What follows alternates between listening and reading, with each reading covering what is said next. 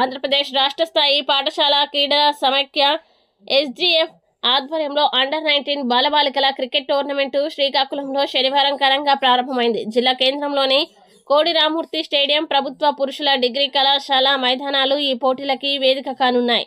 ఈ నెల 3 నుంచి 8వ తేదీ వరకు జరిగే ఈ టోర్నమెంటును స్థానిక శాసనసభ్యులు గొండు శంకర్ ప్రసాద్ ప్రారంభించారు. ఈ సందర్భంగా ఆయన మాట్లాడుతూ క్రీడలు శారీరక, మానసిక వికాసానికి దోహదపడతాయన్నారు. విద్యార్థులు ఉన్నత స్థాయికి ఎదిగి రాష్ట్ర, దేశ జట్లకి ప్రాతినిధ్యం వహించాలని ఆకాంక్షించారు. అలాగే క్రీడా కోటలో ప్రభుత్వ ఉద్యోగాలు సాధించేందుకు ఇది సువర్ణ అవకాశమని ఉద్ఘాటించారు. నూతనంగా నిర్మించనున్న స్టేడియం పనుల్ని త్వరలోనే పూర్తి చేసి క్రీడాకారులందరికీ అందుబాటులోకి తెస్తామని ఎమ్మెల్యే హామీనిచ్చారు.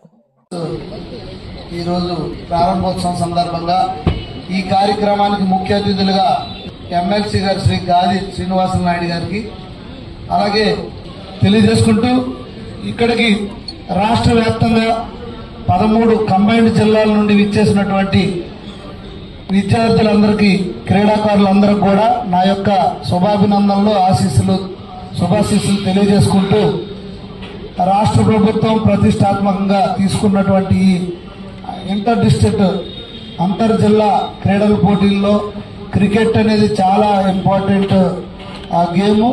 సో దీంట్లో మీ అందరు కూడా మంచి ప్రతిభ కనబరిచి ఈ 3 రోజుల్లో మంచి బెస్ట్ పెర్ఫార్మెన్స్ ఇచ్చి నేషనల్కి మీరు వెళ్ళే అవకాశాలు ఉన్నాయి. అక్కడ మళ్ళీ మీరు మంచి పెర్ఫార్మెన్స్ ఇస్తే ఫ్యూచర్లో మీరు మంచి క్రీడాకారులుగా ఇండియా, అలాగే స్టేట్ టీంలో కానీ ఇండియా జట్టులో కూడా వచ్చి మంచి పేరు ప్రఖ్యాతులు తీసుకురావడమే కాకుండా మీ పర్సనల్ లైఫ్ కూడా చాలా ఉపయోగం అవుతుంది. ఇందులో స్పోర్ట్స్ కోట కూడా మీకు ఉంది కనుక మీకు ఉద్యోగాల్లో కానీ అన్ని విషయాల్లో కూడా ఇది ఉపయోగపడుతుంది.